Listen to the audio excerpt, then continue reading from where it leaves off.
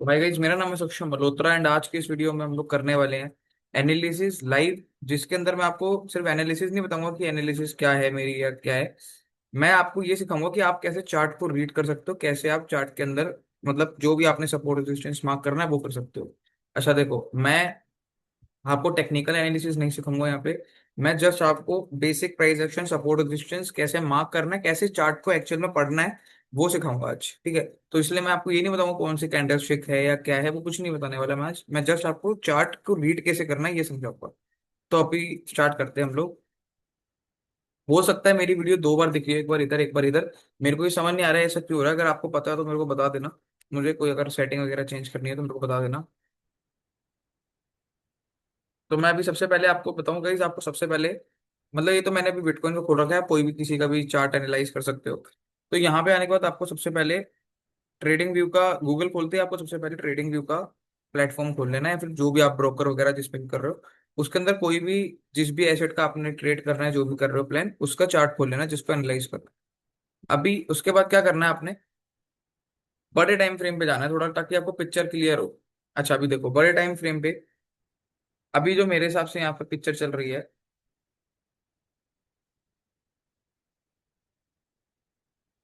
वो कुछ ऐसी है कि ये ना बेयरिश है। अगर आप यहाँ पे देखोगे, अगर ये जोन टूटा तो फिर बिटकॉइन यहाँ तक गिर सकता है। मैं कितना गिर सकता है वो बता देता हूँ। अगर ये वाला जोन जो है, ये वाला जोन, ये वाला जोन अगर टूटता है तो बिटकॉइन गिर सकता है जितने इसकी वेज की हाइट है, यानी कि 16%।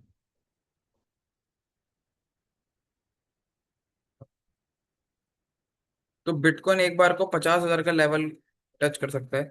अरे यार ये मेरे पास आ गया इधर।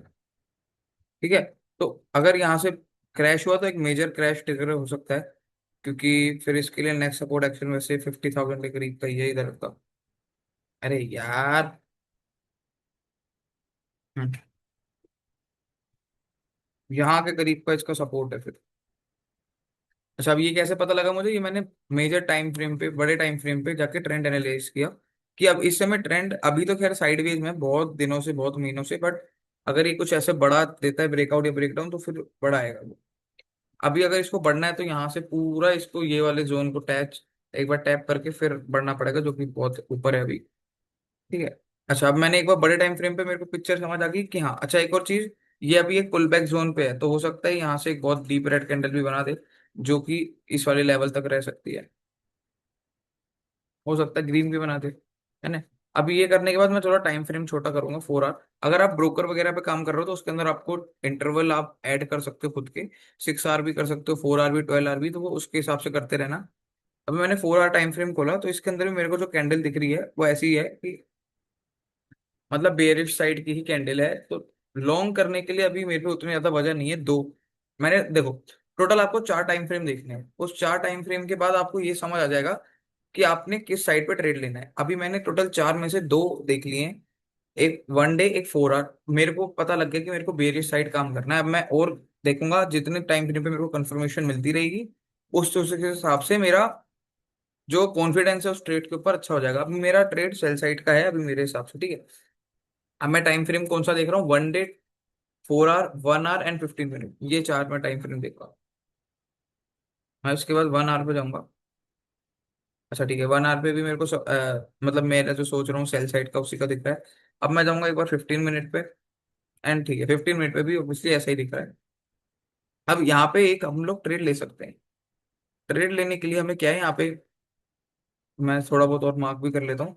अब हम लोग क्या करेंगे, मार्क करने के लिए कभी भी आपको अगर कोई भी ड्राइंग वगैरह कोई भी टूल यूज करना है ना, मेरे हिसाब से आपको 1 आवर टाइम फ्रेम पे या फिर 4 आवर टाइम फ्रेम पे ही करना चाहिए। बहुत सही से आपको सारी चीजें बिल्कुल क्लियर दिखेगी। अब मेरे को सेल साइड का यहाँ पे से फॉर एग्जांपल ट्रेड प्लान करना है। मैं यहाँ पे जाके रेक्टेंगल को चूज करूंगा, एंड इसका ये अब सपोर्ट रेजिस्टेंस इंटरचेंज हो चुका है। ये देखो यहाँ तक ये इसका सपोर्ट था। हाँ, इससे दिखा देता हूँ। यहाँ तक ये इसका सपोर्ट था, फिर अब ये इसका रेजिस्टेंस बन गया। देख रहे हो आप, इससे दिखा देता हूँ।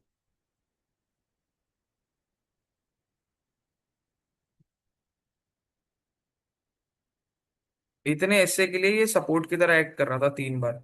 जैसे ही ये टूटा तो अब ये रेजिस्टेंस की तरह एक्ट करेगा। समझ गए ना, SR इंटरचेंज।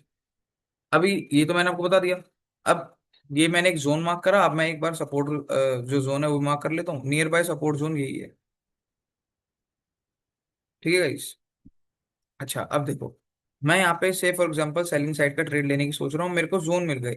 ये कितने परसेंट की है जोन की रेंज? 1.5% ऊपर और समवेयर अराउंड 1.3% नीचे की। तो मतलब मोटा मोटा 1.5 2% के करीब की मेरी रेंज है जो मैं एक्सपेक्ट कर रहा हूँ 4 आवर टाइम फ्रेम पे। अब मैं ट्रेड लूंगा तो ऑब्वियसली 1 आवर या 15 मिनट पे लूंगा, इतना बड़ा ऐसे थोड़ी लगूंगा। अब मैं ट्रेड लेने के लिए आया। अब मेरे को क्या लग रहा है यहाँ पे कि गाइस देखो, अगर मैं यहाँ से फॉर एग्जांपल शॉर्ट करता हूँ, ठीक है, मैंने यहाँ से इसे बेचा, तो जाहिर सी बात है मेरा SL रहेगा इस वाले पॉइंट के ऊपर। ठीक है, यानी 400 पॉइंट का मेरा SL रहेगा। यहाँ से ट्रेड लेता हूँ और इसका SL इतना, 400 पॉइंट का। और मेरा टारगेट जो रहेगा वो भी सिर्फ इतना ही रह पाएगा, इतना। तो ये 1:2 भी नहीं बना, तो इसमें मेरे को मजा नहीं आएगा। मैं 15 मिनट टाइम फ्रेम पे शिफ्ट होऊंगा। अब मैं इसको और थोड़ा ऐसे करके, अब मैं इसका SL लगा सकता हूँ यहाँ का। एंड मैं इसका टारगेट अभी यहीं लगे रहने दूंगा। तो अब देखोगे, अब मेरा SL छोटा हो गया, मेरा टारगेट बढ़ गया है। पर ये करने से एक्यूरेसी थोड़ी कम हो जाएगी, क्योंकि जितने छोटे टाइम फ्रेम पे आप ट्रेड को एनालाइज करके लोगे, उतना ही आपकी कम हो जाएगी एक्यूरेसी। ठीक है। अच्छा, हम SL इसका यहाँ भी रख सकते हैं और इसको भी थोड़ा और ऊपर करके यहाँ कर देंगे। ठीक है guys, ये मेरे हिसाब से ट्रेड होना चाहिए, बट अभी नहीं लूंगा मैं। ऑब्वियसली मैं अभी यहाँ पे ट्रेड लेने नहीं बैठा हूँ, मैं जस्ट आपको सिखा रहा हूँ। तो यहाँ पे ये तो मेरे हिसाब से मैंने एनालिसिस कर लिया, मैं एक डेमो ट्रेड ले लूंगा। अपना पैसा मैं नहीं खर्च करना चाह रहा। हाँ देखो, अगर यहाँ से रिस्क रिवॉर्ड तो सही नहीं बन रहा, लेकिन 1:2 का मैंने बना दिया। समवेयर अराउंड देखोगे आप, 1:2.24 का है। तो ये हो जाएगा। अभी इसको थोड़ा और हम यहाँ पे भी रख सकते हैं इसे। ये क्लोजिंग जो है ना, जो इसका यहाँ पे टाइम चल रहा है, ये 1 मिनट 23 सेकेंड 22 सेकेंड, इस कैंडल की क्लोजिंग के बाद ही हम लोग ट्रेड लेंगे इसके अंदर ही डेमो में। ठीक है, देखते हैं। 1 मिनट बाद के हम ट्रेड ले लेंगे और इसके अंदर टारगेट और वो स्टॉप लॉस लगा देंगे। इसी तरीके से आपको एनालाइज करना होता है मार्केट को। जितना ज्यादा आप मार्केट को कॉम्प्लिकेटेड करोगे, अलग अलग टूल लगा लोगे, गैन फैन टूल लगा लोगे, आप हार्मोनिक्स यूज कर लोगे, कुछ भी यूज कर सकते हो ना, बहुत सारे टूल्स हैं। कोई भी बहुत सारे इंडिकेटर लगा लिए जबरदस्ती के, तो आप मार्केट में अपने आप को ही कंफ्यूज कर रहे हो और कुछ नहीं कर रहे हो। ठीक है, अभी इसको 1 मिनट है इसमें अभी खत्म होने में, 30 सेकेंड।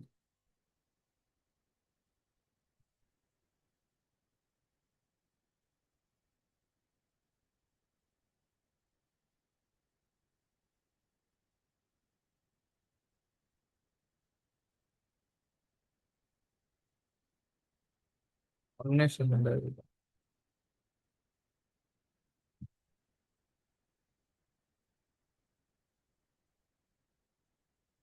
अरे ये सब कांड बावड़ी।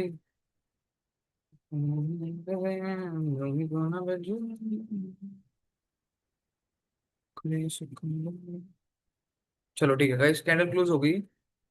अभी मैं 15 मिनट के टाइम फ्रेम पे नहीं, 5 मिनट के टाइम फ्रेम पे जाकर देख रहा हूँ। यार देखो, कैंडल तो उतनी अच्छी क्लोज नहीं हुई है। कैंडल उतनी अच्छी क्लोज नहीं हुई गाइस। तो यहाँ पे एक्चुअल में देखो, ट्रेड हमारा मेन सेल साइड का ही बन रहा है। तो मैं इसको ना कुछ छेड़ूंगा नहीं। अगर यहाँ पे मैं सिर्फ एक कैंडल और ऑब्जर्व करता हूँ, नहीं तो यहाँ पे ट्रेड निकल गया है, क्योंकि यहाँ पे वो ट्रेड बना ही नहीं है। जबरदस्ती ट्रेड लेने का देखो डेमो में भी फायदा नहीं है। ठीक है, बट हाँ, अगर ये इसने इसको टच करके वीक बनानी स्टार्ट कर दी तो मैं यहाँ पे सेलिंग ऑर्डर लगा दूंगा। ठीक है। अब हम लोग एसेट क्लास चेंज करके किसी और के ऊपर जाते हैं। एसेट मतलब जिसको भी आप इंस्ट्रूमेंट को एनालाइज कर रहे हो, होगा आपको इतना पता होगा। जैसे मैं इस समय बिटकॉइन को कर रहा हूँ, तो उसके हिसाब से। ठीक है, अब मैं से फॉर एग्जांपल ETH पे जाता हूँ। ETH crypto. ओ नाइस, देखो देखो। अच्छा, एक और आपको बात पता होगी, बिटकॉइन, इथीरियम, सोलाना, XRP, ये सारे क्रिप्टो, और आजकल तो गोल्ड सिल्वर भी, एक साथ ही मूव करते हैं। अगर एक चीज बढ़ रही है तो दूसरी भी बढ़ेगी, एक घट रही है तो दूसरी भी घटने लग जाएगी। ये मेरी पर्सनल ऑब्जर्वेशन है। और क्रिप्टो आपस में इंटरलिंक्ड होती है, एंड इंडियन मार्केट भी आपस में स्टॉक्स इंटरलिंक्ड होते हैं। ठीक है, अभी बिटकॉइन के अंदर हमें सेल साइड का ट्रेड बन रहा था, बट हमने कंफर्मेशन का वेट किया, जिसके चक्कर में हमने ट्रेड नहीं एग्जीक्यूट किया। और यहाँ पे आप इथेरियम पे देखोगे तो यहाँ पे कोई भी सेल साइड का नहीं बन रहा है। इसका मतलब हमने हमारा हमारा डिसीजन सही था। पेशेंस आपको चाहिए होगा मार्केट में काम करने के लिए। एंड जब आपका सेटअप बने सिर्फ तभी ट्रेड लो, जबरदस्ती ट्रेड लेने की जरूरत ही नहीं है। अभी देखो यहाँ पे अगर मैंने ले लिया होता ट्रेड तो ये मेरा एसएल की तरफ जा रहा है। ठीक है, तो इसलिए आपको जबरदस्ती मार्केट में ट्रेड करने के लिए नहीं आना है आपको। अगर ट्रेड मिल रहा है तो आप करो, ट्रेड नहीं मिल रहा तो आप सिस्टम बंद करके घर चले जाओ। बस सिंपल सी बात है, और कुछ करना ही नहीं। अभी अपन लोग एक बार ईटीएच को देखेंगे। अच्छा अभी देखो, अगर ईटीएच में भी सेलिंग साइड का कुछ बनता है तो हम लोग यहाँ पे प्लान कर लेंगे। इसके अंदर कैसे एनालाइज करेंगे भाई, बिल्कुल सेम तरीका है। वन डे टाइम फ्रेम पे जाएंगे, देखेंगे इसका ट्रेंड भी थोड़ा ऐसा सही है, साइडवेज सा, कुछ ऐसा खास नहीं है। हाँ, अच्छा इसके अंदर एक माइनर से इसने खुद का जोन ही बना रखा है, तो जोन भी आपको दिख गया होगा। ये जोन, जब तक इसका ये वाला लेवल नहीं टूट रहा तब तक, और जब तक इसका ये वाला लेवल नहीं टूट रहा तब तक कोई ट्रेड अच्छा खासा बनेगा ही नहीं। तो इथीरियम में लेने का फायदा नहीं है कुछ। बट हाँ ठीक है, इसके बाद हम लोग टाइम फ्रेम छोटा करके देख लेते हैं। नथिंग गाइस, कुछ भी नहीं बन रहा इससे। और हाँ, टाइम फ्रेम पे अगर कुछ भी नहीं बन रहा 15 मिनट्स में, कुछ भी नहीं है। सेलिंग साइड का बनेगा तो फिर हाँ एक छोटा सा सेल साइड का हमारा बन सकता है। एसएल तो यहाँ का रखना पड़ेगा, ये यहाँ का। एंड टारगेट हम लोग यहाँ तक का कर लेंगे। एसएल चलो थोड़ा छोटा ही कर लेते हैं, यहाँ तक कर लेंगे। एसएल आपको हमेशा लास्ट स्विंग के ऊपर या फिर थोड़ा सा गैप छोड़ के लगाना है, या फिर आप फेयर वैल्यू गैप्स के ऊपर लगा सकते हो। अभी बहुतों को फेयर वैल्यू गैप नहीं पता होगा, डोंट वरी, मैं उसके ऊपर वीडियो बनाऊंगा जल्दी। स्मार्ट मनी कॉन्सेप्ट होते हैं। एंड इसके बाद में लिक्विडिटी जोन्स को कैसे आइडेंटिफाई करना है वो भी बनाऊंगा। लिक्विडिटी जोन्स मतलब क्या होता है, से फॉर एग्जांपल यहाँ पर जितने लोग भी ट्रेड ले रहे हैं उन सबकी कहीं ना कहीं लिक्विडिटी होगी। लिक्विडिटी मतलब उन्होंने अगर सेल किया है तो उनके स्टॉप लॉस होंगे, बाई किया तो भी स्टॉप लॉस होंगे।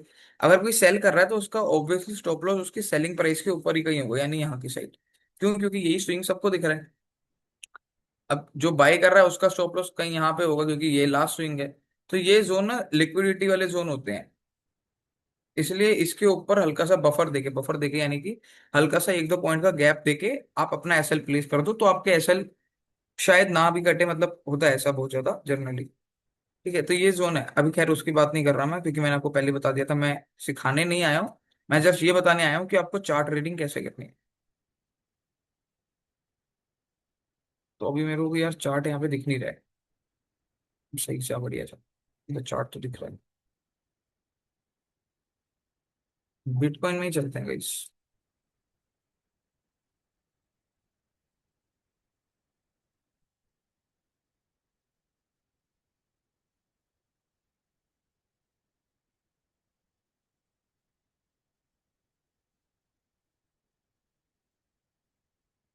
एक बार 5 मिनट की कैंडल देखता हूँ गाइस। अगर 5 मिनट की कैंडल रेड बनी है, आई गेस मेरे को यहाँ पे ट्रेड ले लेना चाहिए। क्यों? क्योंकि यहाँ से मेरा एसएल बहुत छोटा बनेगा। ठीक है, अच्छा जरूरी नहीं है कि एसएल छोटा बनेगा इसलिए ट्रेड ले ही लेना है। बट हाँ यहाँ पे अब क्योंकि इथीरियम ने भी अपना वो चेंज कर लिया है, इसका एसएल 1300 डॉलर। अरे अच्छा, नो बिटकॉइन पर, ठीक है। 4000 डॉलर, चलो इसे थोड़ा और ऊपर कर लेते हैं, यहाँ तक कर देते हैं। ठीक है, इस ये भी हमारा रेट चल रहा है। ये तो ये चल रहा है। कोई भी जबरदस्ती का इसमें ट्रेड नहीं लिया हुआ है। ये जस्ट ठीक है वो, अगर पूरा घूम रहा है तो ठीक है, यहाँ से मिल सकता है अच्छा खासा। जस्ट इसलिए लिया मैंने ट्रेड।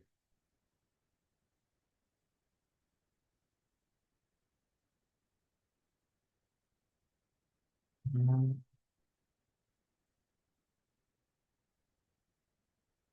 पता नहीं कौन कौन से स्टॉक भर रखे हैं इसके अंदर।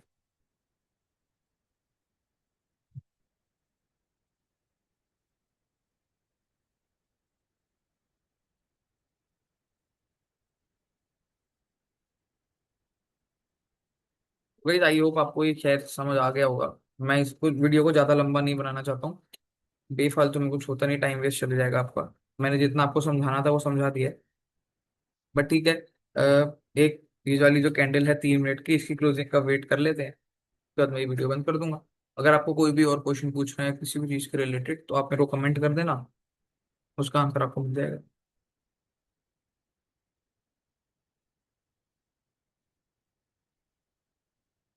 और मेरे को एक बार ये जरूर बता देना कि मेरी अगर स्क्रीन इधर भी दिख रही है और इधर सामने इधर की साइड भी दिख रही है, तो ये इसको कैसे ठीक करूं मैं, ये जूम के ऊपर जो मीटिंग का होता है, मेरे को बता देना किसी को पता हो तो।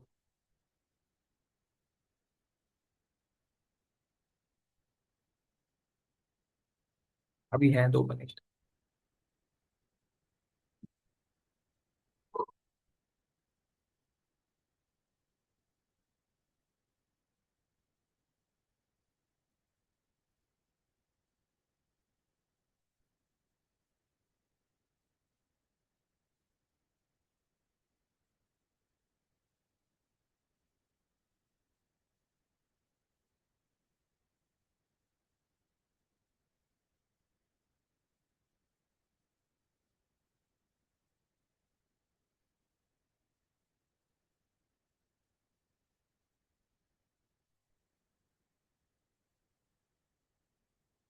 यहाँ पे मेरे एक दो और प्रोजेक्ट चल रहे हैं।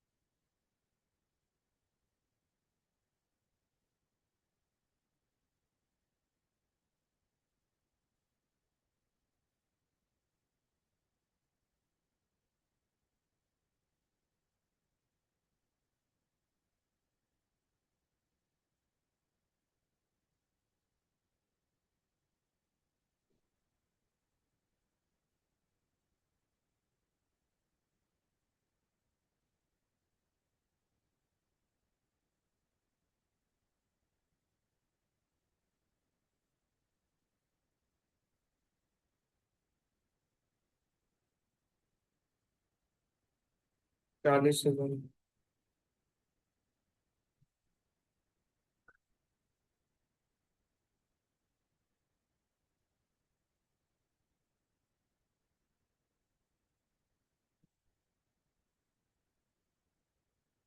खैर गई, छोड़ो, भी कैंडल तो क्लोज होने ही वाली है। तो जस्ट आज के वीडियो में इतना ही था। आई होप आपको कुछ समझ आया होगा कि कैसे चार्ट को एनालाइज करना है वगैरह वगैरह। आज की वीडियो को करता हूँ मैं यहीं पे एंड। मिलते हैं नेक्स्ट वीडियो में, तो थैंक यू सो मच देखने के लिए वीडियो को। Bye bye.